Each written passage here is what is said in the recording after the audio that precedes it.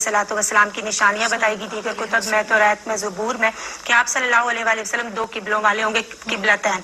तो वो किस तरह से कि आप सल्लल्लाहु अलैहि वसल्लम को जब नमाज अदा करने का हुक्म दिया गया तो फरमाएगा कि बैतुल मुक़द्दस की तरफ, बैतुल मक़दस की तरफ रुख करके नमाज अदा करें। तो आप सल्लल्लाहु अलैहि वसल्लम जब नमाज अदा करते थे तो वो डायरेक्शन खाना काबा की और बैतुल मक़दस की उस टाइम सेम हुआ करती थी। लेकिन जब बाद अज़ा मक्का से मदीना पाक तशरीफ लाए, तकरीबन 18 माह आप सल्लल्लाहु अलैहि वसल्लम ने और सहाबा कराम रिज़वानुल्लाहि अलैहिम अजमईन ने उस तरफ रुख करके नमाज अदा की, लेकिन डायरेक्शन दोनों की डिफरेंट थी। बैतुल मक़दस की अलग समत थी और खाना काबा अलग समत में सिचुएटेड था।